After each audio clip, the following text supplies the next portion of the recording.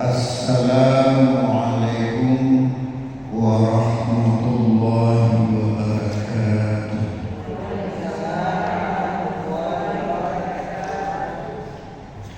Innal hamdalillah nahmaduhu wa nasta'inuhu wa nastaghfiruh wa na'udzu billahi min shururi anfusina wa min sayyiati a'malina. May yahdihillahu fala mudilla lahu wa may yudlil fala hadiya lahu. Asyhadu an la ilaha illallah wahdahu la syarika lahu wa asyhadu anna Muhammadan abduhu wa rasuluh. Allahumma shalli wa sallim wa barik ala Muhammad wa ala alihi wa ashabihi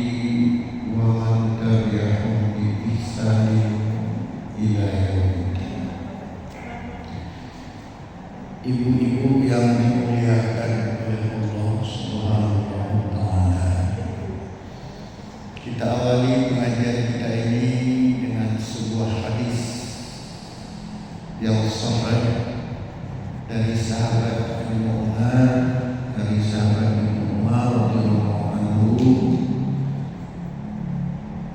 yang diriwayatkan oleh Imam Bukhari dan Imam Muslim serta lainnya. Qala Rasulullah sallallahu alaihi wasallam bersabda, "Man kana fi hajati akhihi kana Allahu fi hajatihi, wa man farraja an muslimin kurbatan farrajallahu anhu biha kurbatan an kubari yaumil qiyamah, wa man satara musliman satarahullahu yaumal qiyamah." Apa artinya hadis tersebut, hamba Allah? Artinya Rasulullah sallallahu alaihi wasallam bersabda, "Man kana fi hajati akhihi", barang siapa yang menutupi kebutuhan saudaranya. Apa maksudnya? Pinjam uang bukan? Apa lagi? Kasih kue. Dia lapar, kasih makan. Mangkana, ya, fi hajati akhihi, fi hajati akhihi, barang siapa yang menutupi kebutuhan saudaranya. Gak ada uang sewa rumah, lantas kita tolong pinjam, maksudnya bukan kasih gitu aja, tekorlah perusahaan, ya. Kalau Allah fi hajati, maka Allah akan mencukupkan kebutuhannya. Ya. Jadi kalau Allah ingin mencukupkan kebutuhan kita, maka bantu orang lain. Suka membantu orang lain. Ya, jadi apa tadi? Barang siapa yang suka memenuhi kebutuhan saudaranya, maka Allah akan mencukupkan kebutuhan kita, akan membantu kebutuhan kita. Ini jangan pelit-pelit. Jangan pelit-pelit baik. Itu mulai itu. Apa maksudnya? Itu mulai itu. Kemudian Nabi melanjutkan, "Man farraja an muslimin", barang siapa yang memudahkan beban, barang siapa yang memudahkan, ya, man farraja an muslim kurbatan, barang siapa yang meringankan beban seorang muslim. Bagaimana meringankan beban seorang muslim? Ya hampir-hampir sama kayak tadi lah. Jadi dia ada masalah, ada beban, kita ringankan dia. Kita beri nasihat dia, kita gembirakan dia. Saja ada konflik keluarga, kita ringankan bebannya. Bagaimana caranya? Ya kita beri dorongan semangat, membantu. Barang siapa yang meringankan beban seorang muslim, man farraja an muslimin kurbatan, barang siapa yang meringankan beban seorang muslim, farradallahu anhu biha kurbatan min kurabi yaumil qiyamah, maka Allah akan meringankan bebannya pada hari kiamat. Maka Allah akan meringankan bebannya pada hari kiamat. Kenapa? Karena di dunia suka meringankan beban seorang muslim atau muslimah. Nah, sudah berapa? Sudah 2. Nabi melanjutkan, man satara musliman, barang siapa yang menutup aib seorang muslim atau muslimah, kita sembunyikan apa tadi? Aibnya, kejelekannya kita sembunyikan, kita tutup-tutup. Satarahullahu yaumil qiyamah, maka juga Allah akan menutupi kesalahan kita pada hari kiamat. Nah, gimana kira-kira hadis ini? Apa maksudnya? Artinya yang pertama, kita sukalah bantu orang lain yang kesusahan, maka Allah akan bantu kita. Sukalah meringankan beban saudara kita, maka Allah akan ringankan beban kita di akhirat. Sukalah menutupi aib saudara kita, maka Allah akan menutupi aib kita pada hari kiamat. Bagaimana mewujudkan semua itu? Dengan silaturahmi.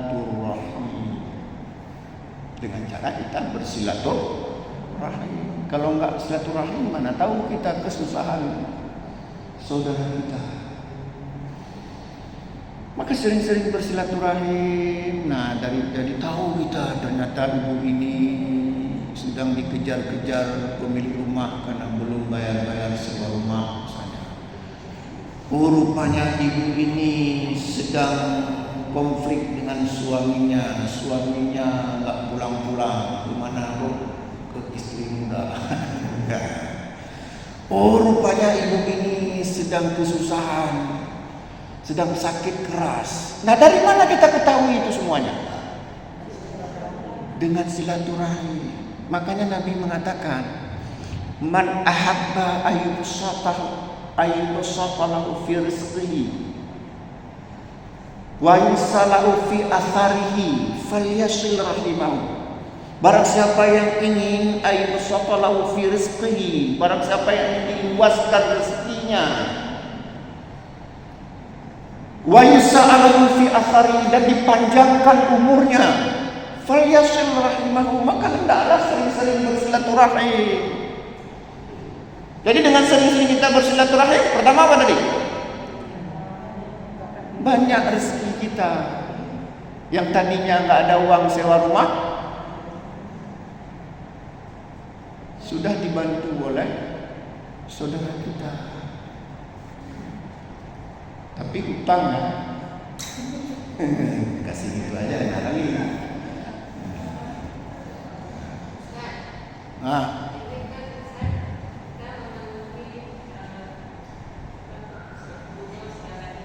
Tapi ada orang yang selalu ingin dibantu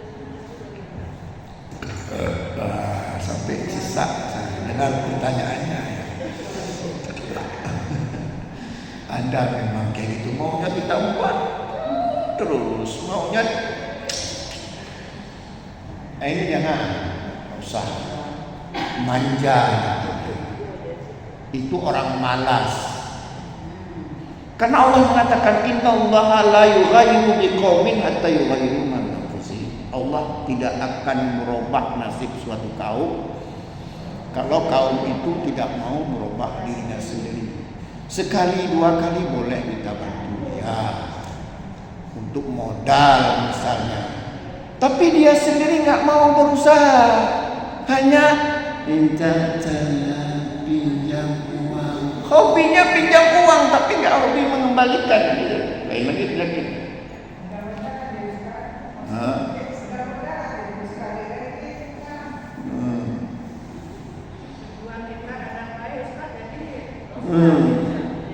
Iyalah.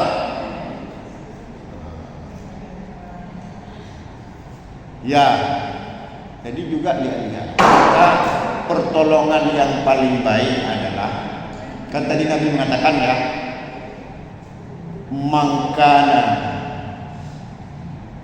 hajat akhihi, mangkana fi hajati akhihi, ya, kana Allahu fi hajatihi, kan itu tadi, mangkana fi hajati akhihi, kana Allah fi hajatihi. Barang siapa yang memenuhi kebutuhan saudaranya, maka Allah akan memenuhi kebutuhan kita. Maksudnya orang yang membantu. Maksudnya memenuhi kebutuhan itu apa? Para ulama mengatakan begini, sebaik-baik kita memenuhi kebutuhan orang itu adalah dengan cara kita membantu supaya dia bisa bekerja. Bukan kasih uang. Kasih modal boleh, tapi kita bilang modal, tapi kamu harus gunakan modal itu untuk usaha.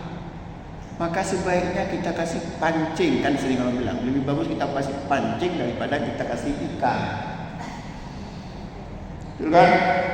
Kalau kita kasih ikan, dia bakar ikannya, selesai sudah. Enak kali, besok datang lagi minta ikan lagi. Tapi kalau kita pancing, dia nggak akan makan ikan jika dia tidak ke laut.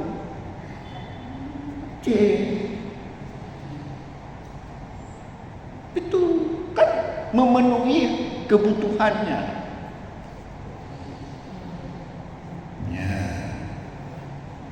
itu kan? Jadi itu kita kasih terus. Wah, berarti kasih racun.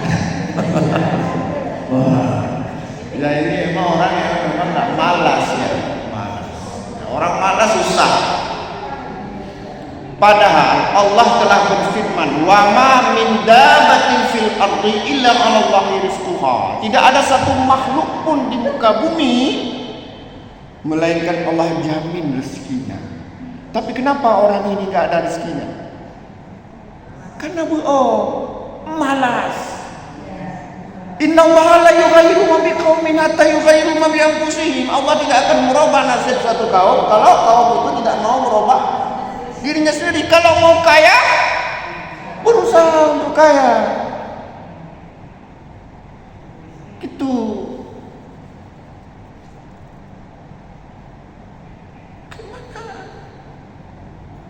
Bisa kita kaya dengan tidur-tidur di rumah. Setiap kan tadi kan, wa ma min dabbatin fil ardi illa Allah rizquha. Tidak ada satu makhluk pun di muka bumi ini melainkan Allah jamin rezekinya. Coba tunjukkan mana makhluk yang enggak ada rezeki. Ayam. Berapa modalnya dia? Enggak ada ayam modalnya 100 juta. Dia modalnya apa? Patok sama ceker. Artinya apa? Ya, dia punya alat. Dengan alat itu dia berusaha mencari rezeki. Ayam. Pernah ikut baca berita ayam mati kelaparan? Kecuali dikurung oleh manusia, nggak dikasih makan. Kalau dilepas itu nggak ada. Cuman bedanya apa? Kalau ayam bangun sebelum subuh udah kita bangun jam 10.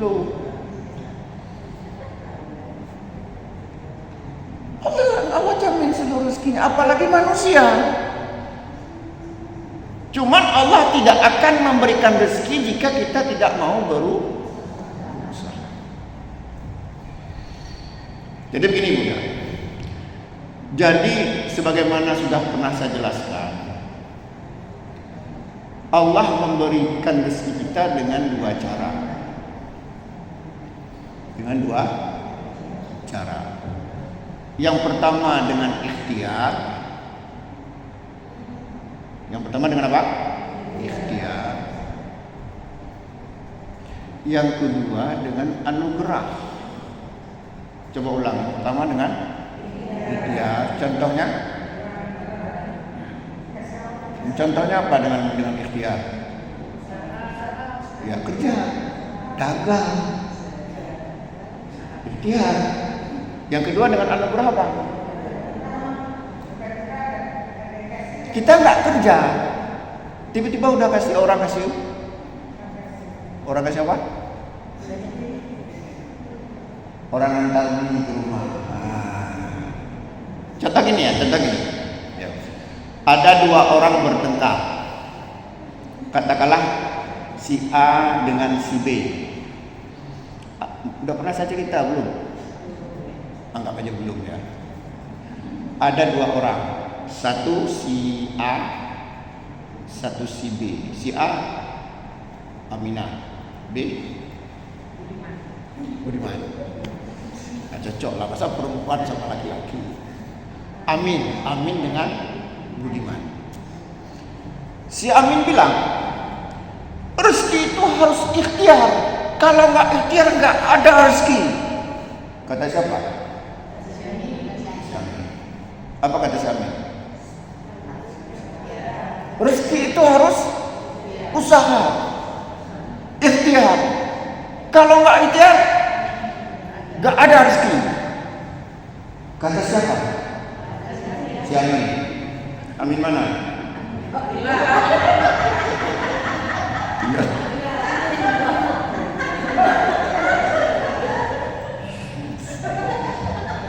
Tapi kata si Budiman tadi, enggak.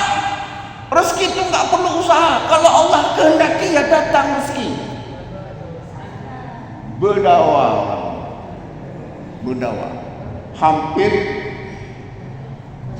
berbulan. Pala si Amin tadi, dia ingin buktikan bahwa rezeki itu dari ikhtiar. Jalan.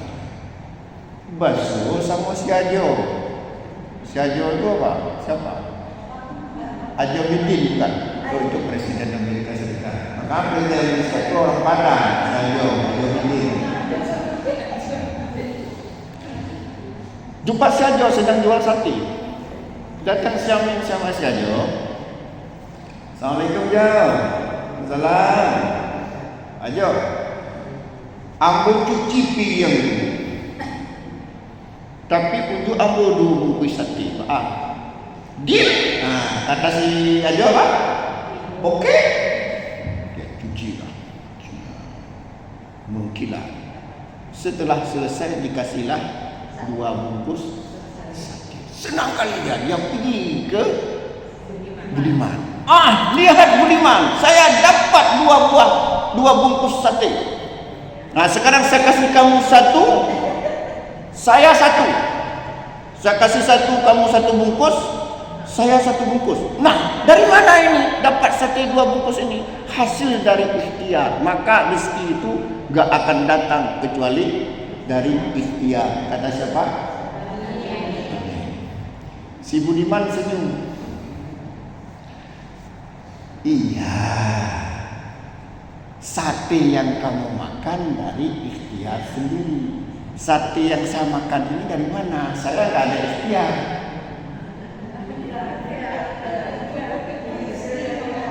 Dari mana datangnya?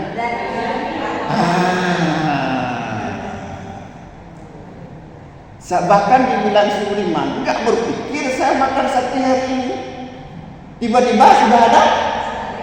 Dari mana? Anugerah. Tanpa ikhtiar. Berarti rezeki itu dari 2 jalan. ikhtiar dan cuman anugerah ini nggak boleh kita andalkan. Kalau kita andalkan jadi orang kayak tadi itu, hanya mengharapkan bantuan orang. Nungguan kurang ada tanda-tanda kurang si Amin lagi. Cok kali datang. Nunggu si Amin doa sakti. Mana ada lagi? Nah, paham ya? Jadi enggak ada satu makhluk pun, ya, tidak ada satu makhluk pun yang tidak ada rezeki.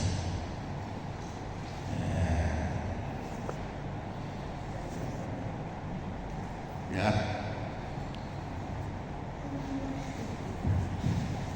Sudah.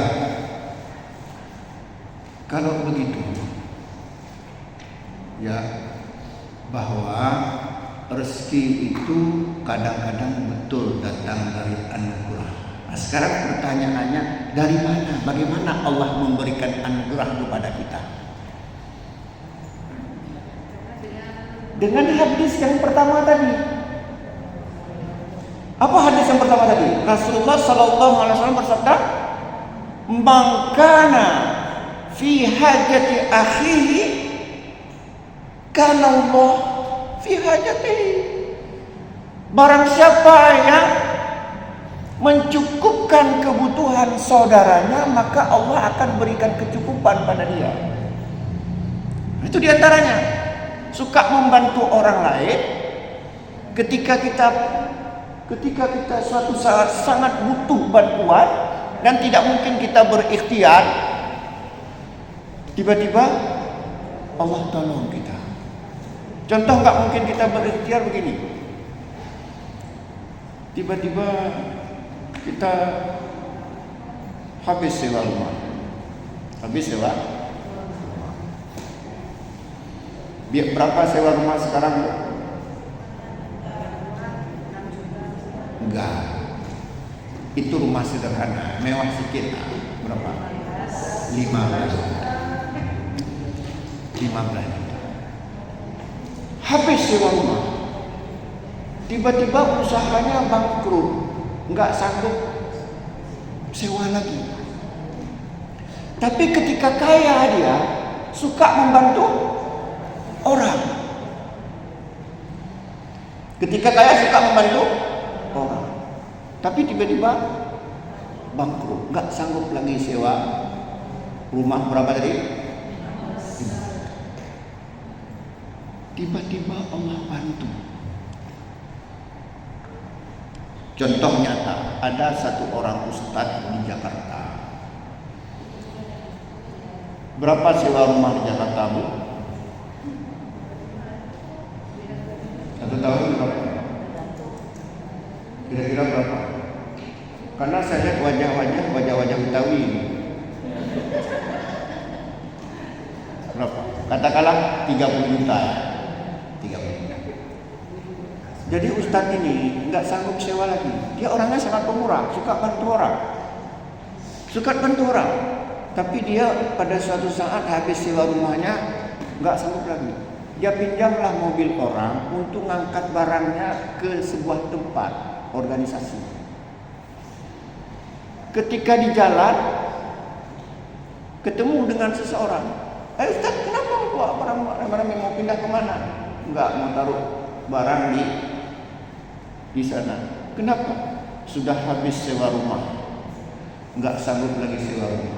Ustaz ini bawa balik barang ke rumah. Saya yang bayar sewa rumah. Coba. Saya yang bayar sewa rumah.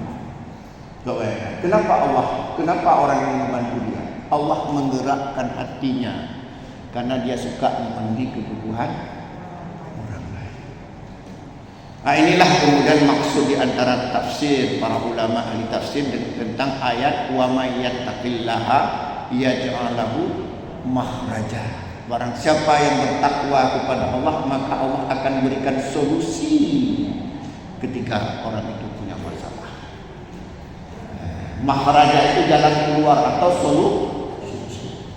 Makanya dalam sebuah hadis Rasulullah SAW bersabda, Hadis diriwayatkan oleh Imam Muslim dan lainnya. Innallaha yuhibbu 'abdan taqiyya wal ghaniyya wal khafiyya.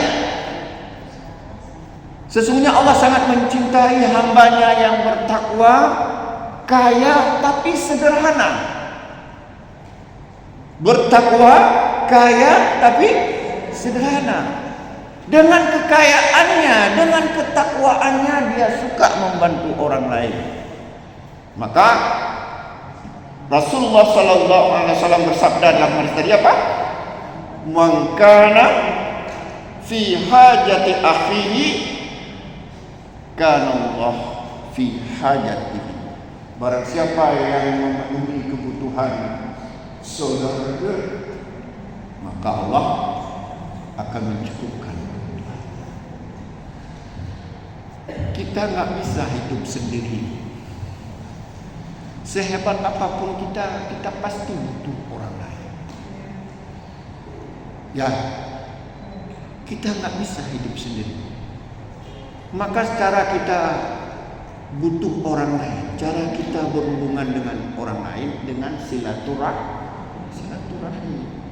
Tadi dengan silaturahmi akan tadi apa? Memperluas rezeki dan akan memperpanjang umur. Jadi kalau kita merasa sudah dekat umur, sering-sering silaturahim, panjang umur. Dari Tuhan. Jadi berarti nggak boleh dipanjangkan.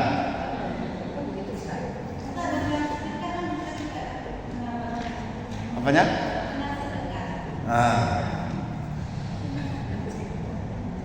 Innallaha khalaqad da'a wa dawa fatadaw wa la tadaw biharamin. Innallaha khalaqad da'a wa dawa. Sesungguhnya Allah menciptakan penyakit dan obat. Fatadaw, berobatlah, wa la tadaw biharamin, tapi jangan berobat dengan cara haram. Dalam hadis ini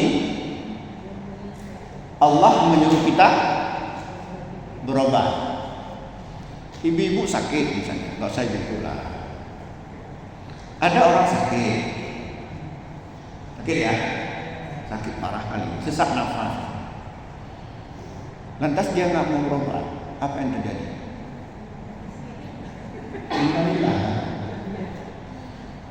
Inna berobat, dia dibawa ke Melaksa, dikasih oksigen, hidup dia. Bukankah itu panjang umur? Umur itu bisa diperpanjang dengan cara masukin oksigen.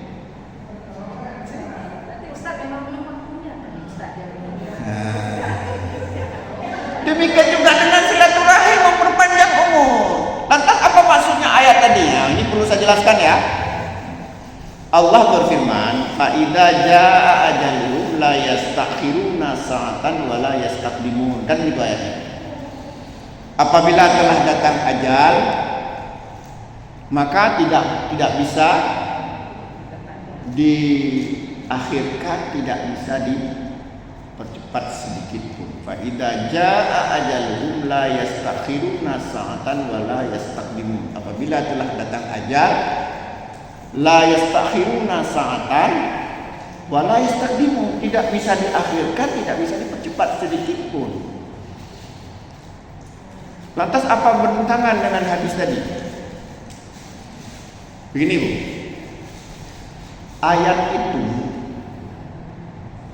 itu hubungannya dengan takdir kauniyah. Dengan takdir kauniyah. Apa itu takdir kauniyah? Segalanya sudah Allah tentukan, termasuk orang mencuri. Kenapa mencuri? Karena takdir Allah. Cuman masalahnya, boleh nggak ketika ditanya oleh hakim, saudara terdakwa, ya Allah, kenapa Anda mencuri? Sudah takdir Allah Pak. Bisa gitu? Demikian juga secara takdir kauniyah, umur itu nggak bisa ditambah sebagaimana ayat tadi. Tapi ada yang kedua namanya takdir syar'iyah. Takdir syar'iyah itu maksudnya Allah telah mensyariatkan bahwa tidak boleh mencuri, kan itu. Tidak boleh berzina, berobatlah, bersilaturahimlah, itu takdir syar'iyah. Jangan kita pahami secara takdir kauniyah. Ada harimau, jalan aja. Kalau Allah nggak kasih, kalau Allah nggak apa, waktunya nggak akan mati ya. Orang datang aja selesai. Gini-gini lidah harimau menganga. Nah, jadi takdir kauniyah itu nggak ada yang tahu, itu rahasia Allah. Kalau diberitahu kita nggak ada gairah lagi hidup ini. Ya. Bikadri rizqihi, telah ditetapkan rezekinya, wa amalihi, amalnya, ya kan, wa ajalihi, ajalnya, ya kan, sa'idun aw syaqiyun, telah ditetapkan juga apakah dia bahagia di akhirat. Ini takdir kauniyah, Allah nggak kasih tahu. Kalau kasih tahu kita nggak ada gairah lagi hidup ini. Coba kalau kasih tahu ajal kita Hermansyah Adnan, umur 55 tambah 1 hari. Sekarang sudah 55 tambah 1 hari. Nggak ada gairah lagi. Kita nggak usah ngaji lagi, Bu. Saya mau ibadah saja, kenapa? Tinggal 1 hari lagi. Tapi kenapa kita tetap biasa normal? Kenapa? Itu rahasia Allah. Demikian juga tugas kita adalah bersilaturahim agar panjang umur. Tugas kita berobat agar panjang umur. Paham ya? Misalnya contoh gini, kita sakit, nggak mau berobat, meninggal. Sebenarnya takdir kita memang segitu. Berobat sehingga kita bisa hidup 10 tahun lagi. Takdir kita seperti itu. Makanya merubah pindah dari satu takdir ke takdir yang lain. Kalau kita nggak mau kerja, kita ditakdirkan miskin. Tapi begitu sadar kerja sungguh-sungguh sehingga kaya, itu juga takdir. Makanya ya, di zaman Rasulullah pernah ada satu sahabat dia nggak mau ikat kendaraannya. Apa katanya? Untuk apa saya ikat jika Allah mentakdirkan hilang ya hilang. Kalau Allah mentakdirkan nggak hilang, nggak hilang. Kata sahabat, kata Umar bin Khattab, kamu ikat itu juga takdir Allah. Berusaha untuk sembuh itu juga takdir Allah. Jadi nggak bertentangan. Karena apa? Yang pertama tadi, fa idza jaa ajalun la yastakhiruna sa'atan wa la yastaqdimun. Jika telah datang ajal, tidak bisa diakhirkan, tidak bisa dimajukan sedikit pun, itu takdir kauniyah. Sementara Allah suruh, Nabi suruh kita berobat. Innallaha khalaqa da'a wa dawa fatadaw wa la tadaw biharamin. Sesungguhnya Allah menciptakan penyakit dan obat. Sesungguhnya Allah menciptakan penyakit dan obat. Berobatlah itu artinya supaya kita panjang umur. Itu juga takdir Allah. Nah, demikian juga saya pernah marah pada seseorang, tapi marah-marah senyum atau marah-marah senyum. Apa bu marah-marah senyum? Marah aja. Marah begini, Ustaz. Ya, suami saya itu kejam. Ya, iya Ustaz, suka kali ngepelin saya. Ya, terus boleh nggak Ustaz? Saya minta cerai. Apa katanya? Saya bilang nggak boleh, nggak ada istilah cerai. Kita jangan egois, karena cerai itu risikonya besar. Yang dikorban siapa? Sabar aja, nggak ada manusia yang tidak berubah. Saya bilang. Terus saya tanya, kenapa menikah dengan suami seperti itu? Nah, sudah tahu suami tukang pukul, tapi sebelum nikah bukan tukang pukul ya. Biasanya jadi tukang pukul itu setelah menikah. Kalau sebelum menikah, nah, pandai ya. Itu politik juga. Sudah. Jadi kenapa juga menikah dengan suami seperti itu? Kan sudah jodoh, Ustaz. Ya. Apa betul seperti itu? Sudah jodoh, betul.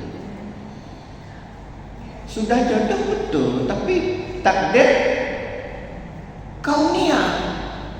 Tapi yang kita pegang bukan takdir kaunia, karena takdir kaunia itu rahasia Allah. Wa indahu mafatihul ghaib la ya'lamuha illa huwa. Hanya di sisi Allah lah kunci-kunci yang gaib, tidak ada pengetahuannya kecuali Dia.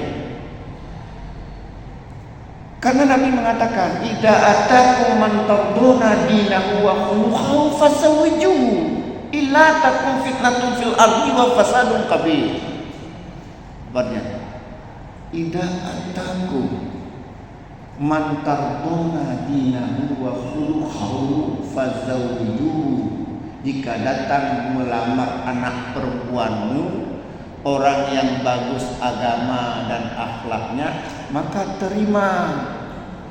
Jika kita tolak, takun fitnatun fil ardi wa fasadun kabir. Jika kita tolak, maka akan muncul fitnah di muka bumi dan kerusakan yang banyak.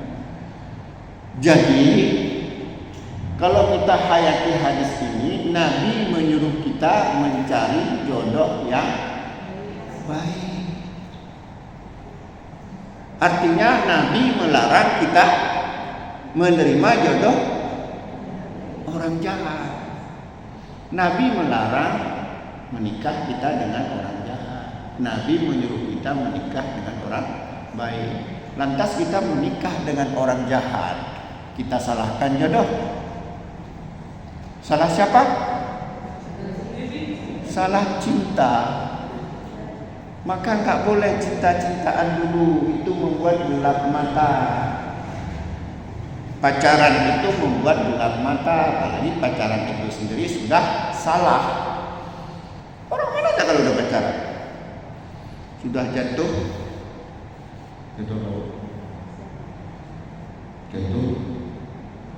hati. Kalau bukan dengan dia, gantung diri. Enggak peduli lagi apakah dia orang baik atau enggak. Pokoknya kalau bukan sama dia, gelap dunia ini. Tapi begitu menikah, apa yang terjadi? Keluarlah originalnya.